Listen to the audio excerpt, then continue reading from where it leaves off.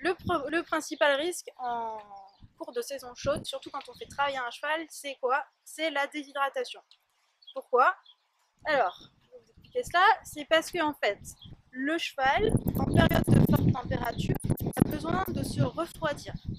Pour ça, son organisme produit de la sueur. C'est-à-dire qu'il évacue la chaleur qu'il produit en transpirant. Donc la sueur, c'est quoi? C'est de l'eau et des électrolytes.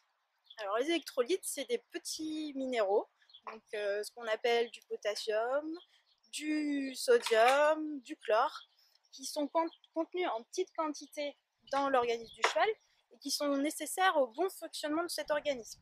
Et donc tous ces petits minéraux se trouvent dans l'alimentation du cheval. Sauf que en période chaude, particulièrement et surtout quand le cheval fournit un effort, le muscle produit en plus de la chaleur. Donc vous multipliez la chaleur qui est due à la température extérieure par la chaleur qui est due au fonctionnement du muscle. Donc pour refroidir son organisme, le cheval va augmenter sa production de sueur et donc évacuer une quantité encore plus importante d'eau et d'électrolytes. Donc vous imaginez bien que si ces pertes ne sont pas compensées en fait par un apport supplémentaire de votre part et spontanément par le cheval, à un moment on va avoir à faire face à des problèmes d'ordre pathologique, c'est-à-dire qu'on va pouvoir avoir une fourbure, avoir des coups de sang, en tout cas des problèmes. Donc le but du jeu pour le propriétaire et le cavalier surtout, ça va être de compenser ces pertes pour que le cheval continue à être en bonne santé. Donc ce qu'il faut faire, c'est apporter des électrolytes au cheval avant qu'il en manque.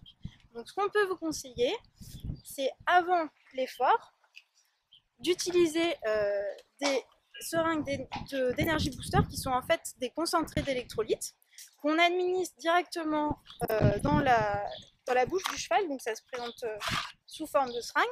Donc on le donne au cheval avant l'épreuve, donc environ 2 heures, et on lui donne un accès à volonté à l'eau. Les électrolytes sont toujours à donner avec de l'eau à volonté. Donc ça déjà, ça va permettre d'apporter une quantité d'électrolytes avant l'effort. Donc au cours de l'effort, on a dit que de toute façon, il y avait une perte au niveau de la transpiration, etc. Donc le cheval en fin d'épreuve sera en déficit d'électrolytes. Donc après l'épreuve, qu'est-ce qu'on fait? Juste en descendant de son cheval, le mieux c'est de lui donner accès à l'eau tout de suite. Et dans l'eau, on ajoute là aussi des électrolytes. Donc là c'est le produit élitant. Donc là c'est des électrolytes sous forme liquide. On a aussi des électrolytes sous forme poudre, donc là aussi à la préférence de chacun. Et donc le mieux c'est de l'ajouter à l'eau de boisson qui sera donnée directement à la sortie du travail. Après l'effort donc. Après l'effort, tout à fait. Donc l'eau est plutôt à température ambiante. Donc il y a souvent des propriétaires qui se demandent si on donne de l'eau froide, de l'eau chaude. Donc le cheval, il a été montré que le cheval préférait une eau à 20 degrés. Donc tout de suite à la sortie de l'épreuve, pas besoin d'attendre, on lui présente sa bassine d'eau additionnée de ses électrolytes. Le problème qui peut se poser parfois chez certains chevaux, c'est que le goût des électrolytes leur déplaît.